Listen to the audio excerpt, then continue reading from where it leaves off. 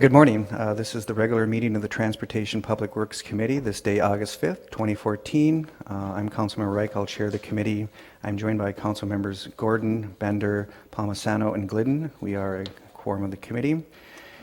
We have several consent items and one discussion item. I will go through the consent items. If members wish to pull anything after that, we can pull that out and address them as you wish. Consent item number 1, Downtown Business Improvement Special Service District, set a public hearing for September 9th, 2014 to consider the proposed services and service charges for the 2015 Downtown Business Improvement Service District.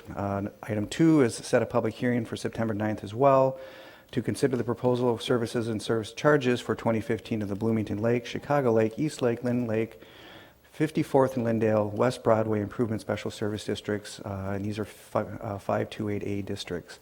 Item 3 is the Ewing Municipal Parking Facility, set a public hearing for September 9 to consider proposed assessments in the amount of $60,973.16 for the 2013 operations and maintenance costs for the Ewing Municipal Facility.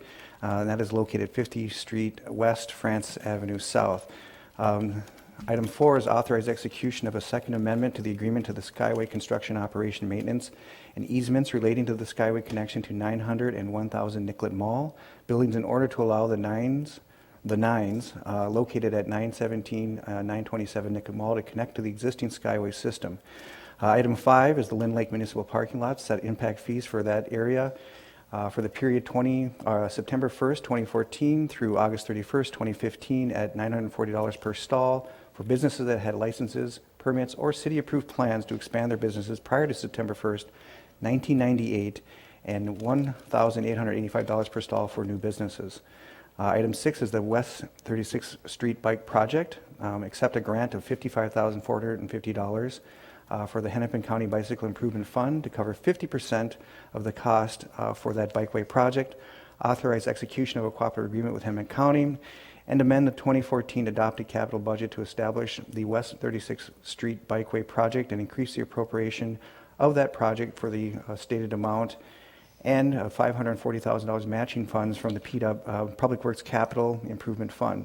This item will be referred to the Ways and Means Committee. Item 7 is the St. Anthony Parkway Bridge. Approve resolution authorizing the execution of an interagency agreement with the Minnesota Department of Transportation for participation in force, account, and advanced construction for the St. Anthony Parkway Bridge over the Burlington Northern Santa Fe Northtown Yards. Item 8 is to approve the application of a large block event to be held September 14, 2014 to operate outside the requirements set forth in section 45530G of the code. Item 9 is to authorize the issuance of an RFP to solicit proposals for qualified vendors for construction management for the Nicollet Mall redesign and reconstruction project. Item 10 are bids. Accept a low bid of Train USA Incorporated for an estimated expenditure of $377,500 for the Skyway Air Handler Unit Replacement Project, and accept the low bid of Kilmer Electric Company Incorporated for an estimated expenditure of $517,812 for the Hiawatha LRT lighting project, and that will be referred to the Ways and Means Committee as well. Those are all the items. Does anyone wish to pull them? Councilmember Bender? Thank you, Mr. Chair. I didn't want to pull it, but just wanted to make a brief comment about item number 6. Please do so. Thank you. This is the West 36th Street Bikeway project, and I just wanted to mention this because I think it's the first protected bikeway that the city has built, and it's a really exciting project. It's an example of something that, for relatively low cost, I think we're going to get a huge benefit for the community. We'll create a trail-like condition along 36th Street from Bryant to the lake, and it's also creating a new pedestrian space. So just wanted to note that, and I think it's a good project to look at as we move forward with updating our bike master plan to include a protected bikeways network, which I think will help really, again, connect our trail system to the destinations that people want to get to within our neighborhoods. Very good. I concur. It's a important project, but I'm not sure it's the first, though. But a very good one nonetheless. Anyone else wish to pull something? Seeing none, I move the consent items as stated. All in favor say aye. Aye. Dissenting name. We now move to our sole discussion item. Director Kagi. Good morning, Mr. Chair. John Wirchus, our Director of Traffic and Parking Services, will present this item.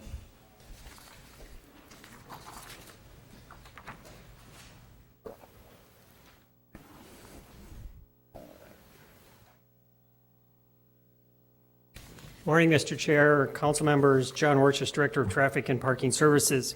What we have here for this item is our routine bid item for our towing services for the city. We do this every 6 years, is our timeline and our contract term for the contract. We have developed this in the context of doing it in a 2-year contract with two-year extensions. What we have before you, first of all, on the screen is the district tows.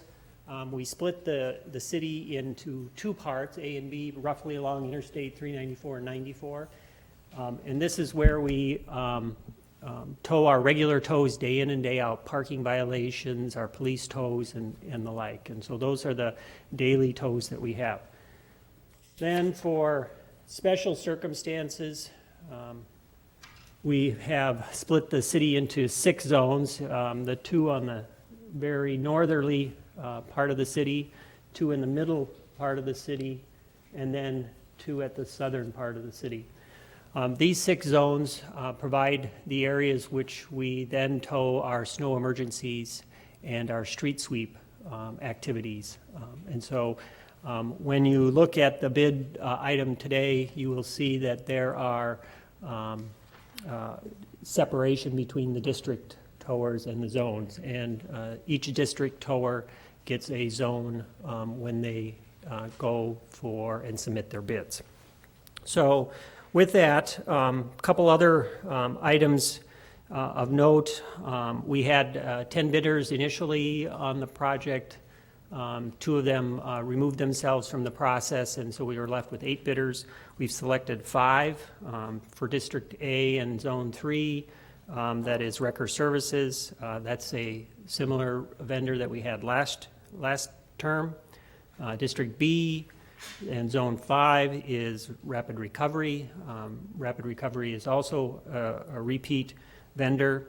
And then Zones 1 and 4 to Corky's, Zone 2 to Twin City Transport and Recovery, and Zone 6 to Williams. All 3 of those folks are new to the zones in this term sequence. Overall, our bid prices that have come in, which is roughly about $1.9 to $2 million a year, is similar to our past bid prices, and so we don't expect these bid prices to affect our budget. I should note that in addition to that, in affecting our budget, we have not increased our rates down at the impound lot since November of 2005. A couple new items relative to the contract and to the bidders. First of all, a fairly small one, but an important one. Drivers are required to carry a city contract issued photo ID so that the employee in the tow truck can present that to our public. Likewise, we have, in the last term, it was optional, but in this term it's a requirement where we are requiring our vendors to use our tow software. This is a software we use down at the impound lot. It allows the towers to input the data relative to the tow directly into the system. They will be doing that out in the field as they bring or prior to bringing the car into the city impound lot. Before, we think this will help relative to our paper processing and inefficiencies, but also it will also give us understanding that where the vehicle is at in the process, and so we will know out in the field where the car is rather than waiting for it to show up at the impound lot.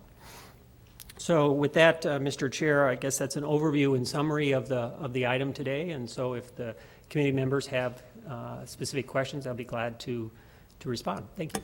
Thank you very much. Are there any questions per this presentation? Councilmember Gordon. Thank you, and I'm new to the committee and I'm a little bit new to this process, and I'm just curious about where all the money comes from, and is it basically it's the charges that get passed on to the vehicle owners and goes from us to the towing companies? Madam Chair, or Mr. Chair, and Councilmember Gordon, we operate the impound lot on a net revenue expense basis, kind of neutral basis. It's not our intention to make revenue down there.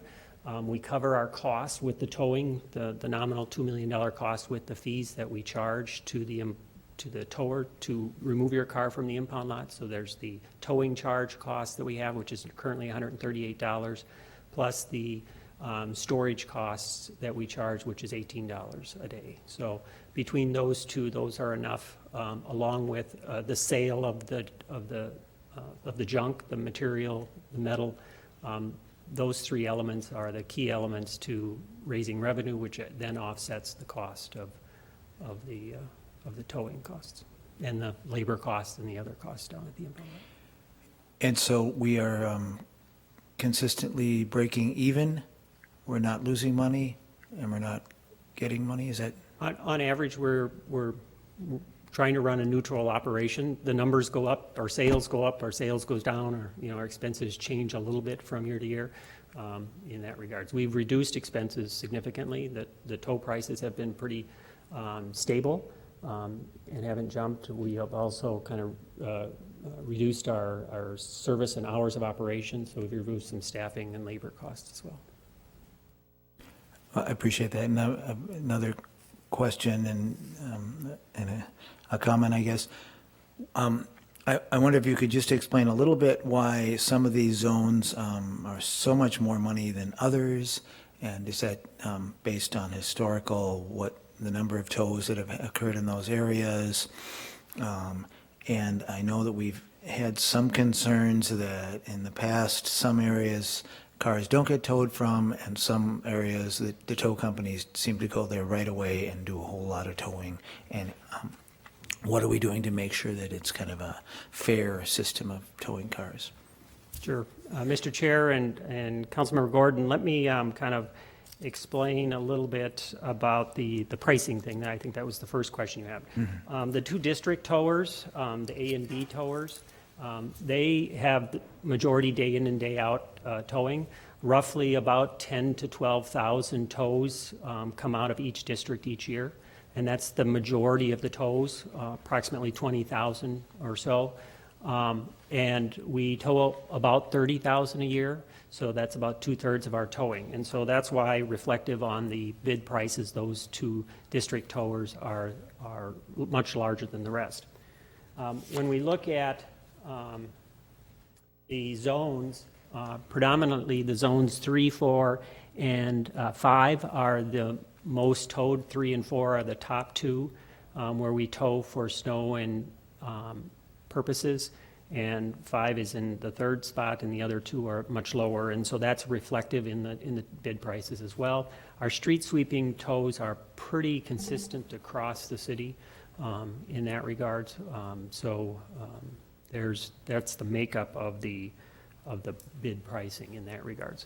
And then help me if I get your second question or series of questions incorrect.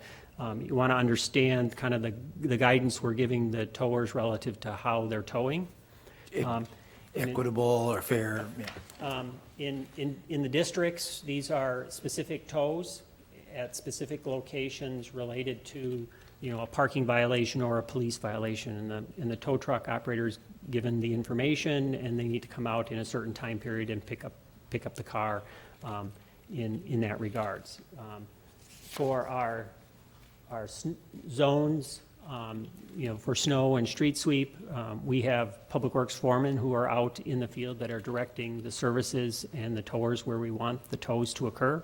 So as we're moving through the street with street sweeping, we want the towers to be ahead of us so that we can properly, sweep the street. Likewise, with snow, we've got our public works foreman out there, leading the charge and guiding our vendors in those 6 zones accordingly.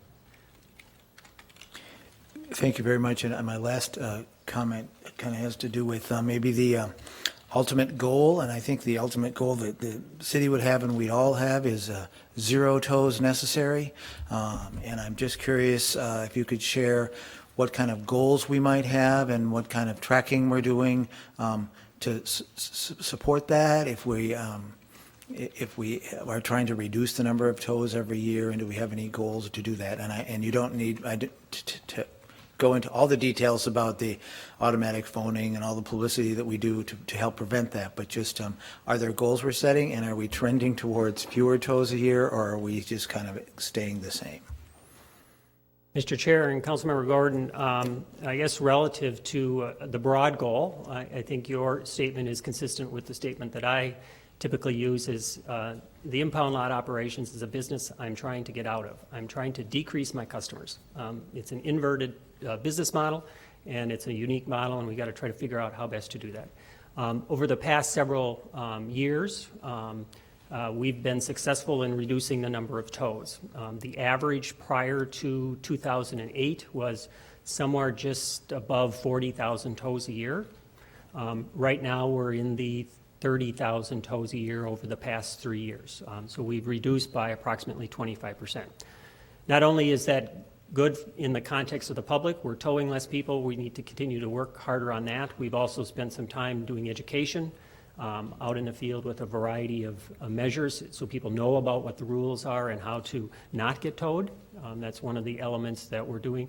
And likewise, we want to minimize our footprint down in the impound lot area, and we're working on some tasks with that. So, in an overview, I guess those are some of the highlights. If I can sit down if you want later and talk about some other details if you're interested. So. Mr. Chair, if I could add to Mr. Wirchus's comment, just to kind of put some things into perspective, and we'll use snow emergencies as a good example because those are certainly times where we do a considerable amount of towing.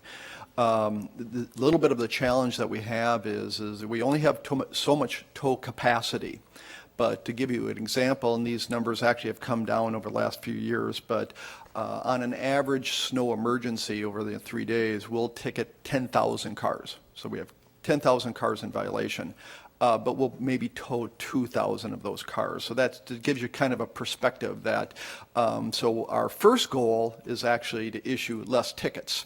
And so we'd have to be very, very successful to get that down well into the range of, less than 2,000 tickets issued. So I think the number of tows isn't necessarily a good indicator. Are we doing a better job trying to get out and communicate, which we certainly are continuing to work on, communicating to the public when not to park in certain locations. I just wanted to kind of put that in perspective that I think our first goal is to try to get to a point where we're issuing less tickets, and then hopefully down the road somewhere that would catch up, that would reduce the number of tows.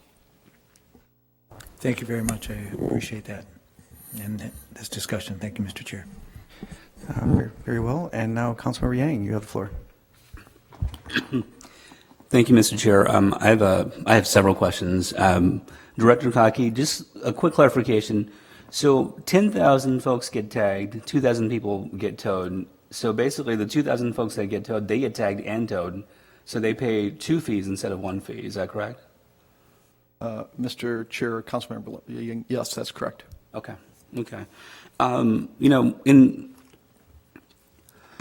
In February of 2014 here, there was a story in the Strip about unequal towing in the city of Minneapolis. And, among the conclusions was that the folks on the north side, the folks at the U, the folks around the uptown area get towed a lot more than the folks in Southwest. And,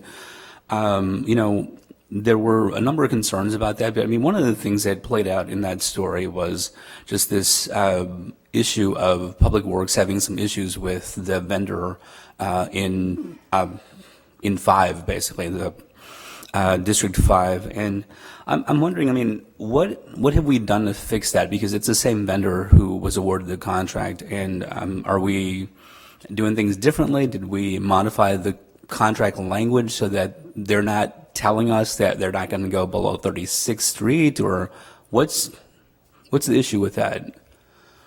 Mr. Chair and Councilmember Yang, a couple of things related to the methodology on how we tow for snow emergency. I guess first of all, in the areas where we tow the most is where we have the most cars on the street, and we want to remove the cars where they're more dense operation or more dense placement because if we do not, we can't effectively plow the street.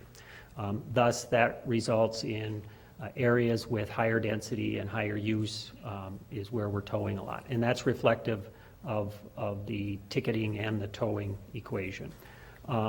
What we're looking at relative to, and what we've done, we went through the contract this time prior to, and did some corrections to it to ensure that the contract was very clear that Public Works has the authority. We had it in the past, and we have it in the future here with the new contract to direct the tower wherever we want them to tow.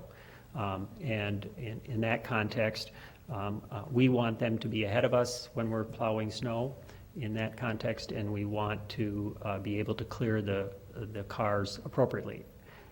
Likewise, though, we don't want to leave an area of the city untouched. That, to some degree, breeds an expectation that we're not going to tow people if you happen to live in this area or that area. And so we need to get some representative distribution of the tows across the city where we're ticketing people. You can imagine why it's a double-edged sword for, let's say, a council member like myself who lives in Ward 5, is that, if our folks are getting tagged and towed, I mean, they get 2 fees that they have to pay, whereas the folks in Southwest, let's say the folks that you don't touch, they get tagged maybe.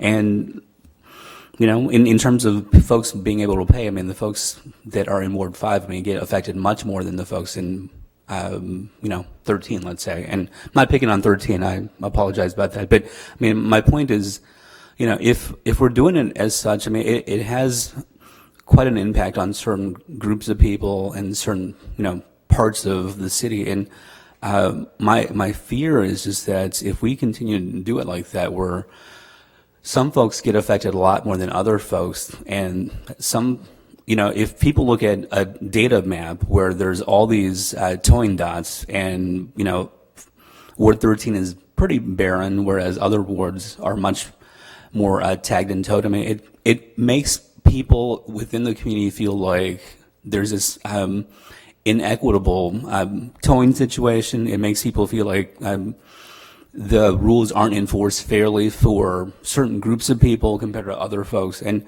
in the story, I mean, one of the things that was mentioned was that Chair Reich actually said that, this time around we have a chance to change that by seeing stiffer penalties if these tow companies weren't complying with the contracts. And so I'm wondering, I mean, are there stiffer penalties in these contracts, or what are we doing about this so that we don't have a repeat of, I mean, what happened on January 30th, which was the snow emergency at that time?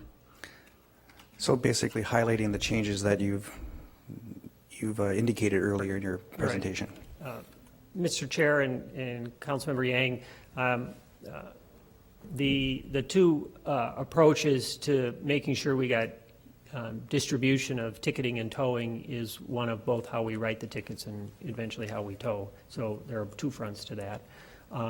We have gone through the contract completely and looked at it prior to its issuance to make sure that we had not only the authority but also the proper measures in place to monitor each of the towers accordingly.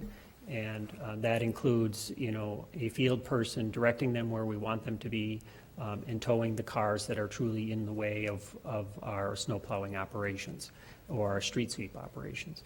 Likewise, we do have an extensive list of penalties and performance measures that we expect them to do. For example, one of them is they need to have a minimum number of vehicles or tow trucks out there in order to effectively provide us the service that we want.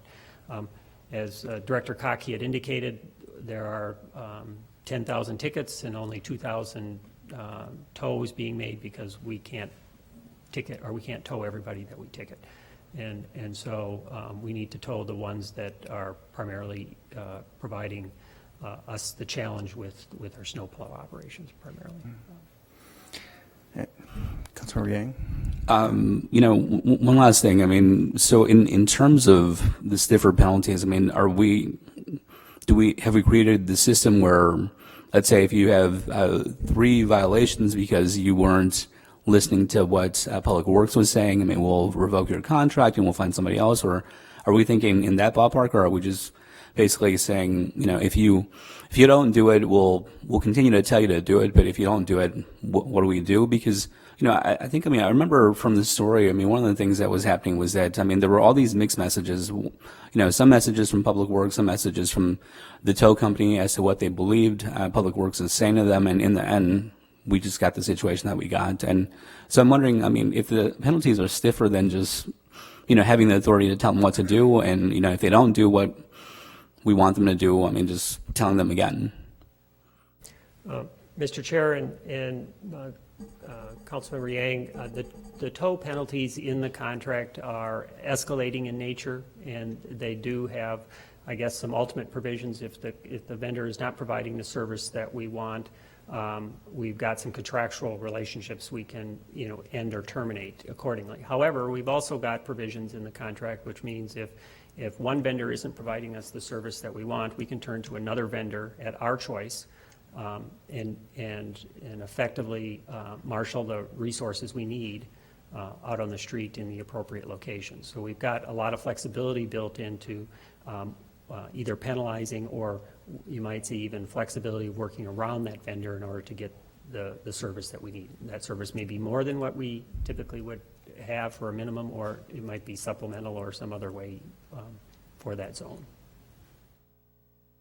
Councilmember Glidden.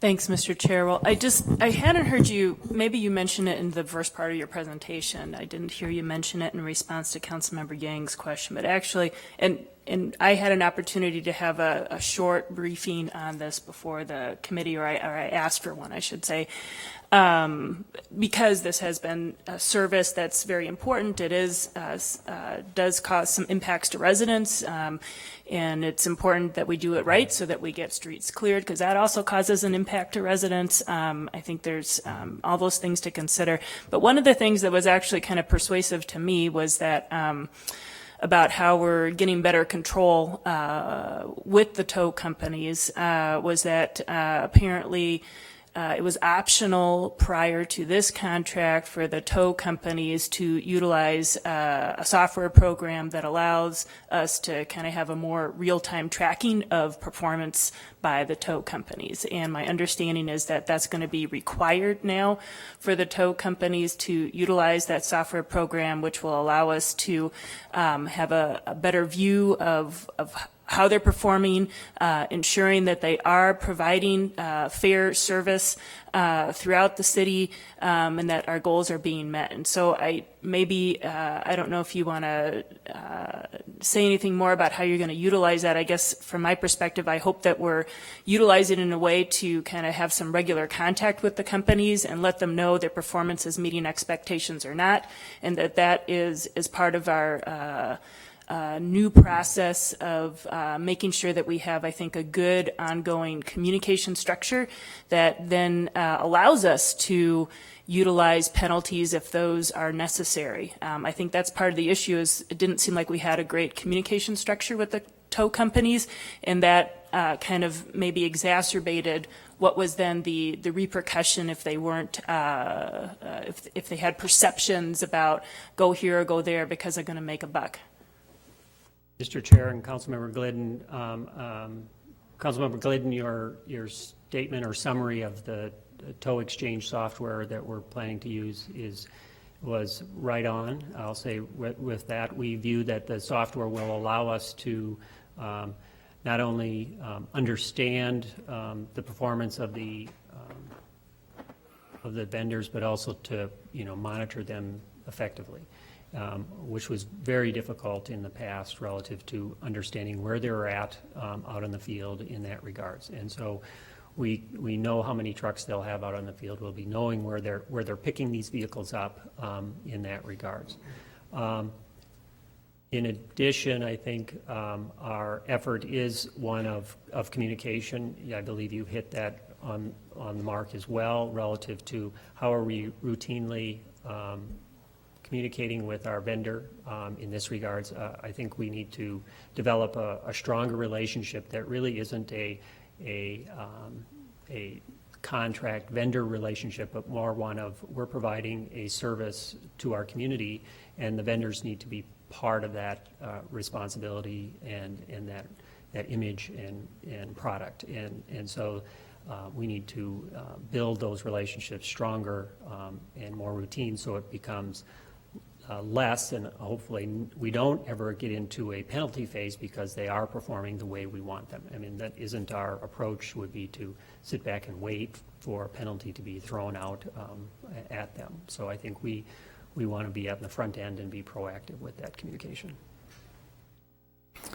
Councilmember Palmisano? Thank you, Mr. Chair.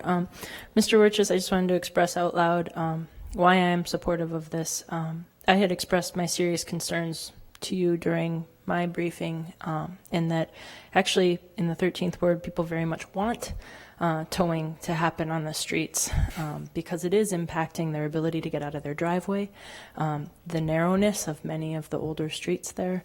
And I did want to just acknowledge Councilmember Yang's comment. It does, if any dollar ticket or dollar fee for a tow is going to disproportionately impact lower income people, but vehicles towed tend to be renters with off-street parking during snow emergencies, and that affects people in the 13th ward in those situations too.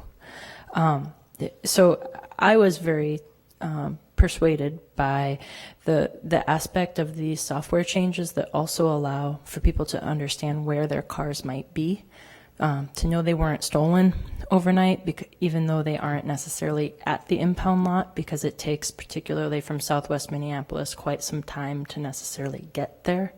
But one feature of this tracking software is well, two features. One is that the goal is to tow for plowing purposes, not any kind of revenue generation, but also that one goal is so that people would be able to find where their car might be. So I did appreciate that. I do like the way the language has changed in the contracts, and I am optimistic that it will help in the future. Thanks. Very good. Yeah, we now have new tools, in the toolbox. Now we need to employ them this coming season, and hopefully we'll see the results that we desire by way of improvement.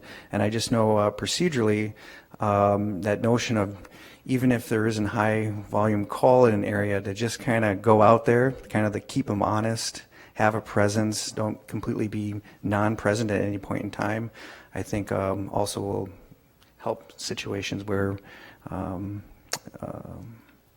well, the comments that have been made might be less so next time around if we do those types of techniques, in addition to utilizing our tools that we've developed. And I appreciate the work to get to that point. Any further conversation? Any further conversation per the presentation? And this will be an action to accept the following low bids for a total estimated annual expenditure of $1,975,143.33 for public impound towing through June 30th, 2016, with options to extend through June 30th, 2018, and June 30th, 2020, at the sole option of the City of Minneapolis. And there are a listed amount of companies for each district in the report, and this whole action will be referred to the Ways and Means Committee. Any conversation or discussion regarding the action before us? Any questions? Seeing none, all in favor, say aye. Aye. Dissenting, nay. Thank you. Thank you. And that dispenses with our agenda. We are adjourned.